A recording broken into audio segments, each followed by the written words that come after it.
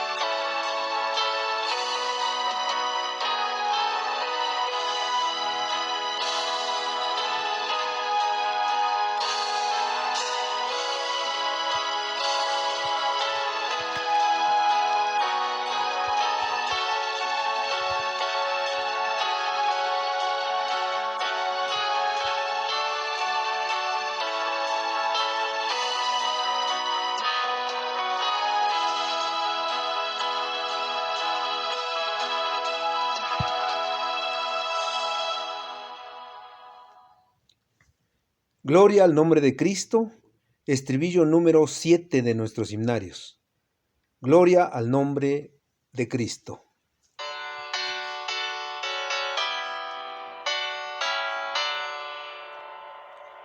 Gloria al nombre de Cristo, gloria al nombre de Cristo.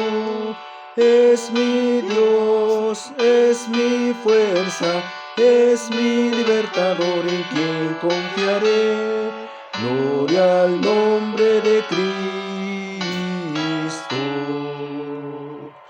Gloria al nombre de Cristo. Gloria al nombre de Cristo. Es mi Dios, es mi fuerza, es mi libertador en quien confiaré. Gloria al nombre de Cristo.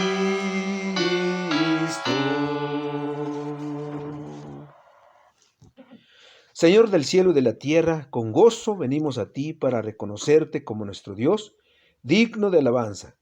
Pero también confesamos que te hemos fallado y cuales ovejas extraviadas nos hemos apartado de tus caminos.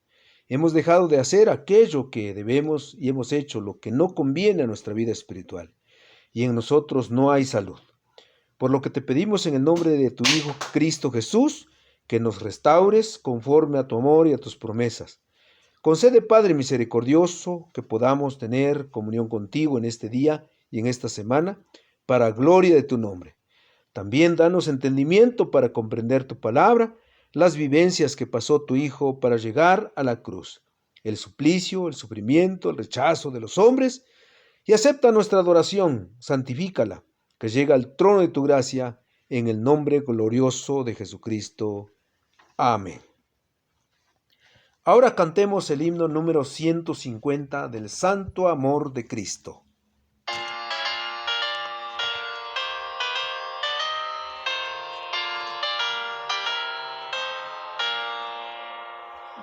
El santo amor de Cristo que no tendrás igual, de su divina gracia sublime y eternal, de su misericordia inmensa como el mar, y cual los cielos alta con gozo de cantar.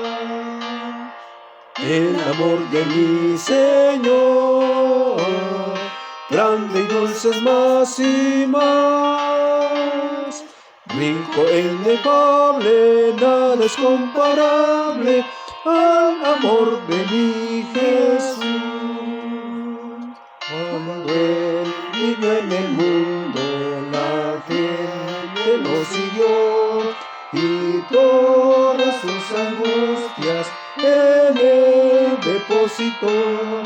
Entonces bondadoso su amor brotó en rodar, incontenible inmenso, sanando todo mal.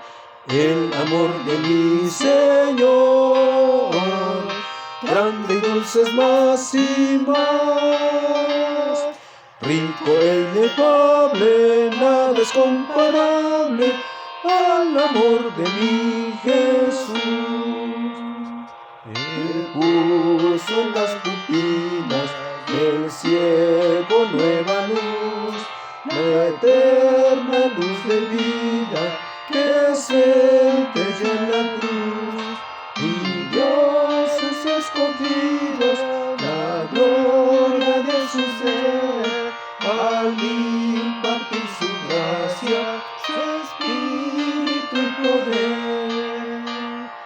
El amor de mi Señor, grande y dulce es más y más, rico e inefable, nada es comparable al amor de mi Jesús. Su amor por las edades del mundo es el canal que marca esplendoroso la senda de lidiar, y el paso de los años hará más dulce y más preciosa darle al alma su incomparable paz.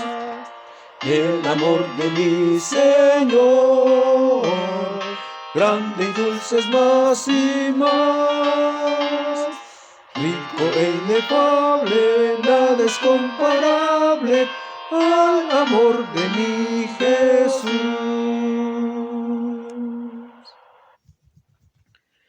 Vamos a abrir nuestras Biblias en Juan capítulo 18, versículos 19 al 24. Juan 18, 19 al 24. Anás interroga a Jesús.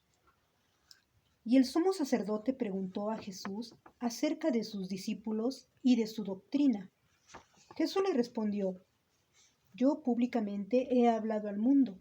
Siempre he enseñado en la sinagoga y en el templo, donde se reúnen todos los judíos, y nada he hablado en oculto. ¿Por qué me preguntas a mí? Pregunta a los que han oído que les haya yo hablado. He aquí, ellos saben lo que yo les he dicho. Cuando Jesús hubo dicho esto, uno de los alguaciles que estaban allí le dio una bufetada, diciendo: ¿Así respondes al sumo sacerdote? Jesús le respondió: Si he hablado mal, testifica en qué está mal. Y si bien, ¿por qué me golpeas? Anás entonces le envió atado a Caifás, el sumo sacerdote. No hay otro mediador. Himno 156.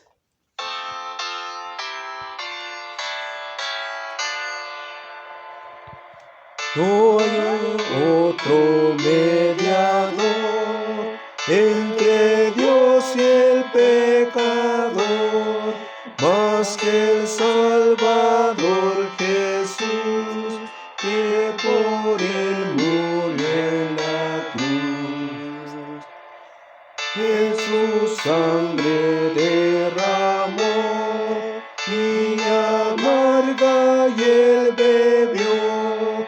Por su muerte, su pasión, obtuvimos el perdón. Dios promete recibir al que quiere a Él venir. En el nombre de Jesús y al amparo de su cruz. Cristo dice a mí venir, solo a Él pues acudir. Escuchad su dulce voz y por Él llegad a Dios.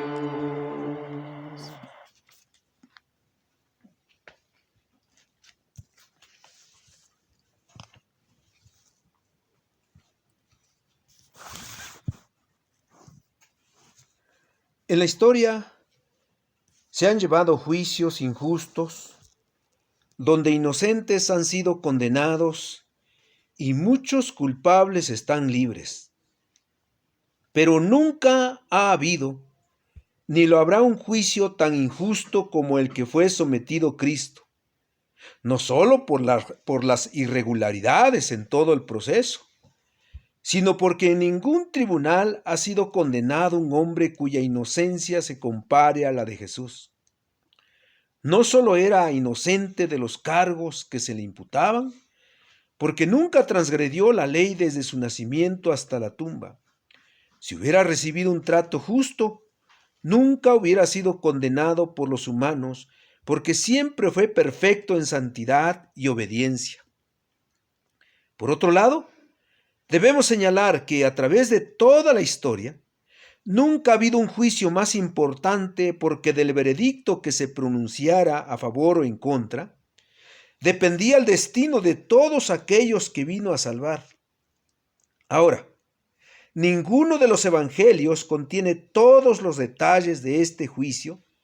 Nosotros debemos tomar en cuenta los 4 para reconstruir paso a paso de cómo fue esa madrugada del viernes. Y al considerarlos, nos damos cuenta de que Jesús tuvo que someterse a 2 juicios, uno religioso y uno civil. Tuvo que comparecer delante de los líderes religiosos de la nación y delante de las autoridades de Roma. Y cada uno de estos juicios constó de 3 etapas. Es decir, en pocas horas Cristo pasó por 6 audiencias, 3 delante de las autoridades religiosas de Israel y 3 delante de las autoridades civiles de Roma. En el juicio religioso, primero tuvo que comparecer ante el sumo sacerdote Anás para un interrogatorio preliminar, luego ante el Sanedrín completo y otra vez ante el mismo concilio presidiendo Caifás, después ante Pilato, luego ante Herodes y una vez más ante Pilato, quien dio la sentencia. 6 audiencias. Juan el apóstol y escritor del 4º evangelio fue muy breve al describir el arresto, los juicios y la sentencia del Salvador. Y algo que debemos notar es que el sufrimiento y su muerte no fue determinado por sus enemigos, sino por Dios. Por eso él sabía que el tiempo de su muerte había llegado. La noche antes de su crucifixión estuvo en el huerto del Getsemaní, donde luchó su batalla espiritual, preparándose a fin de la cual se rindió voluntariamente a sus enemigos. Los soldados romanos y autoridades eclesiásticas, según los versículos 3 y 12 de este capítulo 18 de Juan, prendieron a Jesús y lo ataron.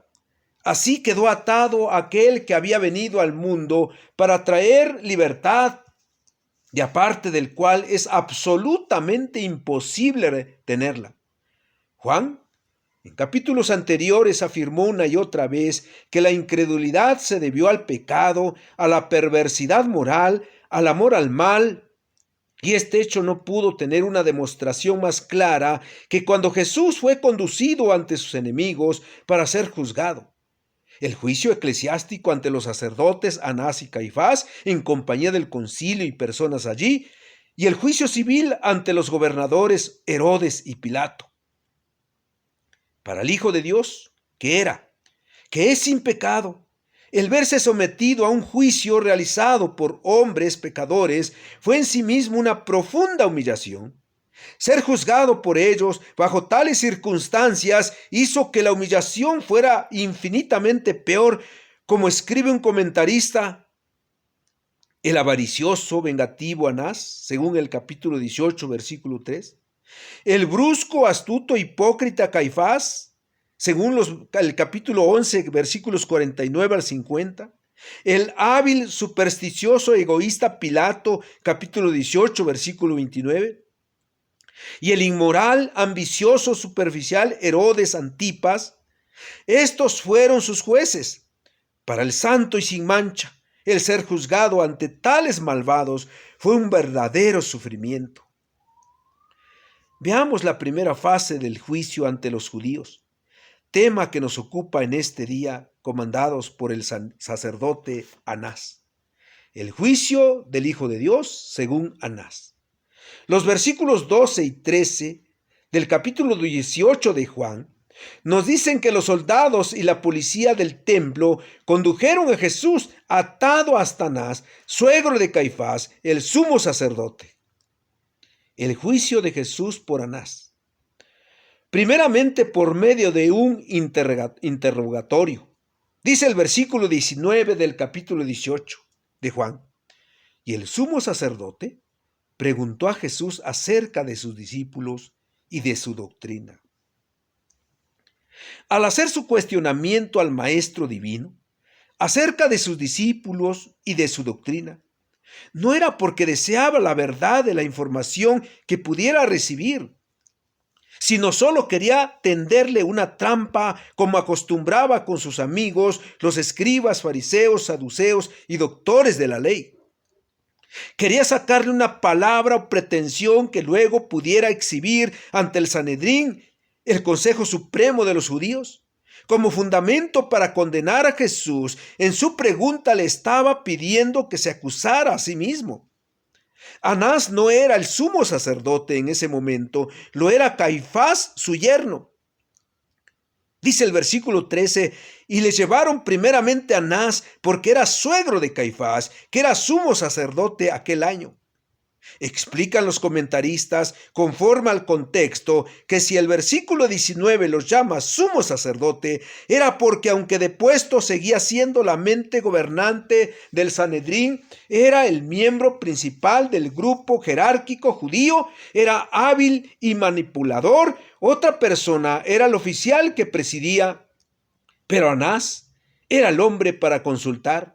Uno se puede imaginar cómo a menudo un sacerdote acudiría con un plan o idea y otro le contestaría de inmediato, ¿lo has hablado con Anás? Se dice que Anás era muy orgulloso, sumamente ambicioso y muy rico, y que la fuente principal de su riqueza se debía a los sacrificios cruentos que se vendían en el patio de los gentiles.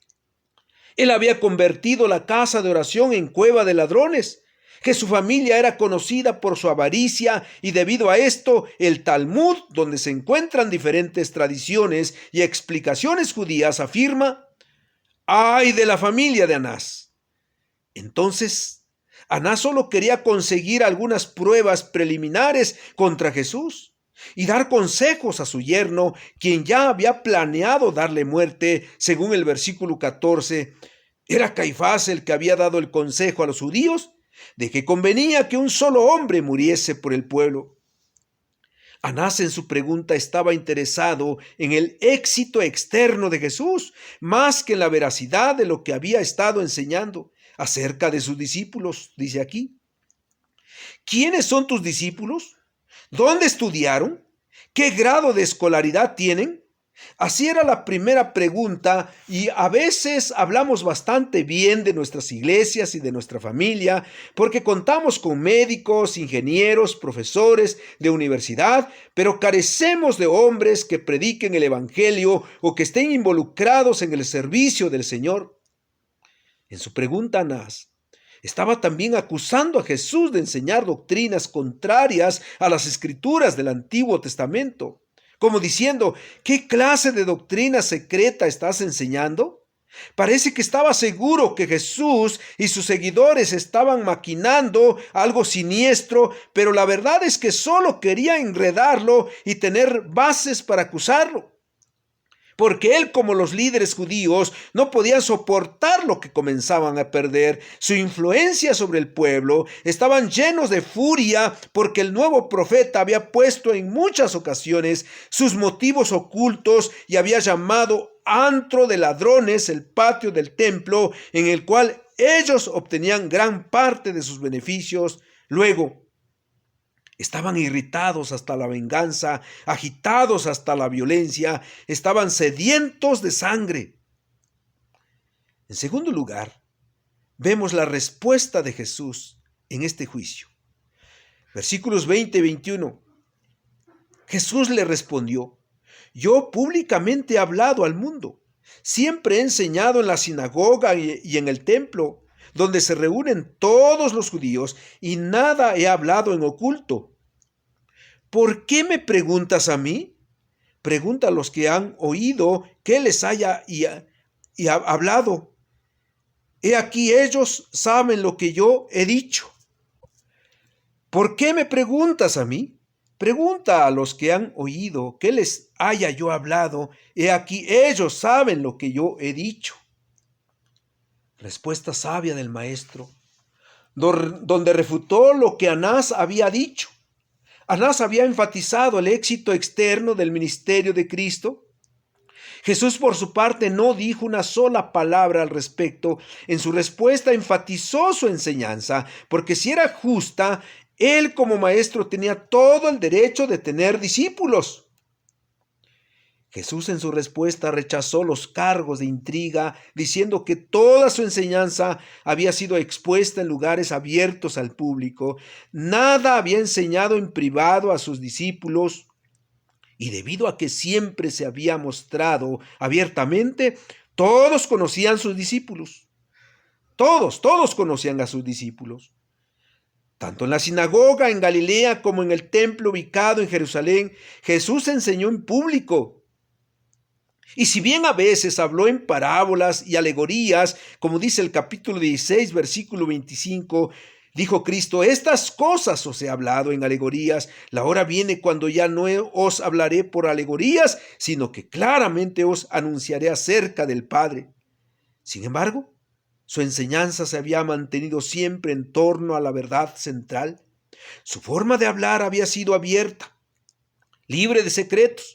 Todo el que deseara escuchar, ya fuera en la sinagoga o en el templo, era bien recibido. ¡Qué contraste entre la enseñanza abierta de Jesús y las sesiones estrictamente ejecutivas y las tramas secretas del Sanedrín! Los hombres como Anás siguen juzgando y condenando el evangelio.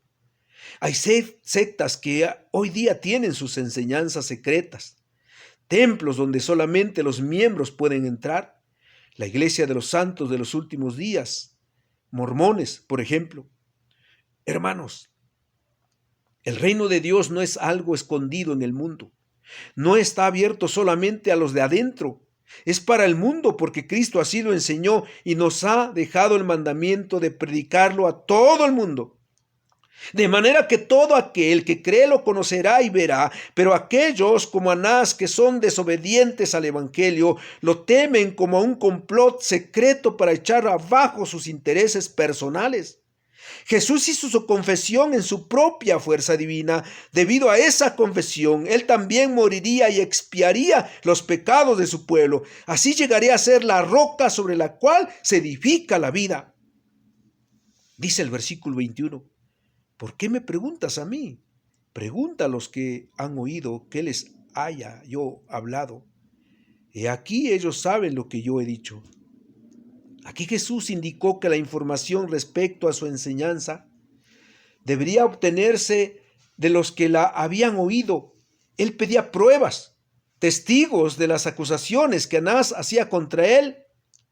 Es como si alguien hoy día, al ser interrogado, respondiera: declino dar testimonio de mí mismo y exijo que presenten testigos honestos, tal como requiere la ley. Jesús estaba en su derecho de responder de esta manera. En tercer lugar, vemos que Jesús fue golpeado y remitido a Caifás en este juicio. Versículos 22 al 24. Cuando Jesús hubo dicho esto, uno de los alguaciles que estaba allí le dio una bofetada diciendo: ¿así respondes al sumo sacerdote? Jesús le respondió: si he hablado mal, testifica en qué está el mal. Y si bien, ¿por qué me golpeas? Anás entonces le envió atado a Caifás, el sumo sacerdote. Hubo una reprensión implícita para el sumo sacerdote en la respuesta de Jesús, y mientras seguía prisionero, de pie con las manos atadas ante Anás, a su respuesta un alguacil, parte de la guardia del templo, aprovechó la situación para su propio provecho. Así pues le dio un golpe en el rostro. Era la primera vez que alguien lo golpeaba. Al hacerlo, dijo en tono de censura burlona: ¿así respondes al sumo sacerdote? Hermanos, creo que si Jesús hubiera sido un hombre ordinario y reo de un crimen, no habría merecido tal trato. Después de todo, incluso la persona culpable tiene derechos. Aquí, sin embargo, no se trataba de un hombre ordinario, sino del Hijo de Dios, del verdadero sumo sacerdote, y no era culpable, sino completamente inocente. El alguacil había tenido suficiente oportunidad para descubrirlo. Luego, ¿por qué lo golpeaba? Porque era la clase de hombre que en una controversia quiere estar del lado del más fuerte. Por ello su acción fue totalmente despreciable. El versículo 23 dice: Jesús le respondió: si he hablado mal, testifican que está el mal, y si bien, ¿por qué me golpeas? La acción del alguacil había sido totalmente injustificada. Ni siquiera se le había ordenado que golpeara a Jesús. Es exactamente como el Señor lo destacó. Si había dicho algo malo, tendría que habérselo probado por medio de un testimonio adecuado. Pero ya que había hablado bien, el golpe en el rostro era tanto más reprensible. Este hombre, como Anás y los judíos, podían maltratar a Jesús, pero no presentar testigos de que sus enseñanzas hubieran sido mentirosas. En esto estaba el dilema de ellos. Querían condenar a muerte a Jesús, pero no poseían pruebas de su culpabilidad o de sus faltas. Este ha sido siempre el dilema de sus enemigos a través de la historia del cristianismo. Los hombres pueden odiarlo y repudiarlo como a la iglesia su cuerpo, pero nunca pueden ni podrán refutar su impecabilidad perfecta. Anás entonces le envió atado a Caifás, el sumo sacerdote, dice el versículo 24. Este texto demuestra la derrota total de Anás. El juicio que hizo a Cristo no tuvo éxito. No tuvo ninguna información para tener pruebas contra él. Jesús lo silenció con su respuesta y no se atrevió a preguntar más. Sus propósitos fueron deshechos por la respuesta sabia del Salvador. Anás fue un hombre cobarde, si bien no podía decir en esos momentos, pero sí podía a través de su influencia manipular a su yerno como al Sanedrín. Huyó de la presencia de aquel que vence a los poderosos, no quiso ningún trato más con él y lo envió maniatado a Caifás en derrota vergonzosa. El juicio de Jesús, según Anás, nos enseña la derrota de todo aquel que es hostil al Evangelio de Jesucristo. Y él, en su oficio de rey, sigue venciendo a sus enemigos y a los nuestros, como lo dice el Catecismo Menor de Westminster, uno de nuestros símbolos doctrinales. Jesús es vencedor, venció a sus enemigos, es victorioso en cualquier circunstancia de nuestra vida. En momentos difíciles, vivamos su victoria, experimentemos su poder, que Él va con nosotros siempre. Cantemos el himno número 328. ¡Qué gran Salvador es Jesús!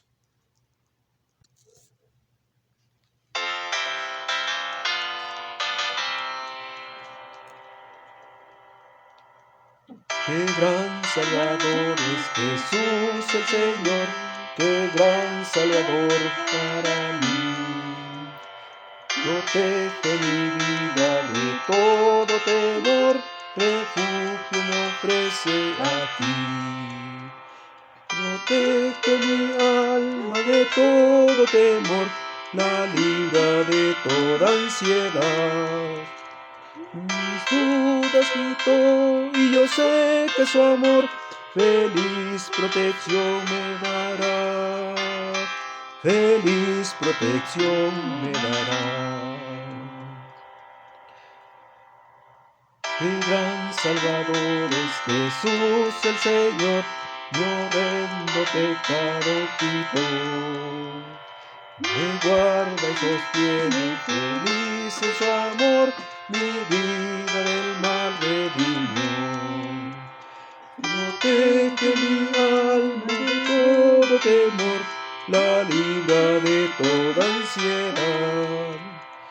Mis dudas quitó y yo sé que su amor feliz protección me dará. Feliz protección me dará. Raudales de gracia recibo de Él, raudales de paz y virtud. Su espíritu inunda de todo mi ser, de gozo sin par plenitud. Protege mi alma de todo temor, la libra de toda ansiedad. Mis dudas quitó y yo sé que su amor feliz protección me dará. Feliz protección me dará. Al ser transportado en las nubes feliz, con gloria mi Dios encontrar. Su amor infinito, su gracia sin fin, mis labios habrán de alabar. Protege mi alma de todo temor, la libra de toda ansiedad. Mis dudas quitó y yo sé que su amor feliz protección me dará. Feliz protección me dará.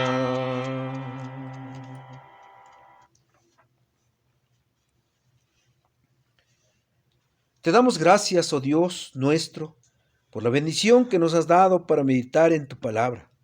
Y te suplicamos que nos ayudes a aplicar las enseñanzas a nuestra vida. Que no solo en estos días de Semana Santa, sino todos los días, podamos tener presente lo que tuvo que sufrir tu Hijo por nosotros. El rechazo, el escarnio, persecución de sus enemigos, soportando la humillación para cumplir perfectamente el plan eterno de redención. Todo lo que sufrió fue por amor a nosotros. Ayúdanos a valorar tu sacrificio, a ser buenos hijos, a ser obedientes, a predicar tu amor que mostraste al venir al mundo para morir en una cruz. Que tu paz siga estando en nuestros corazones y danos sabiduría para comprender tus sufrimientos. Y ahora, mis hermanos, que la gracia del Señor Jesucristo, el amor de Dios y la comunión del Espíritu Santo sean con todos vosotros. Amén. Mañana a las 7 de la noche, por este medio, nuestro culto con el subtema El juicio de Caifás. Bendiciones del Señor.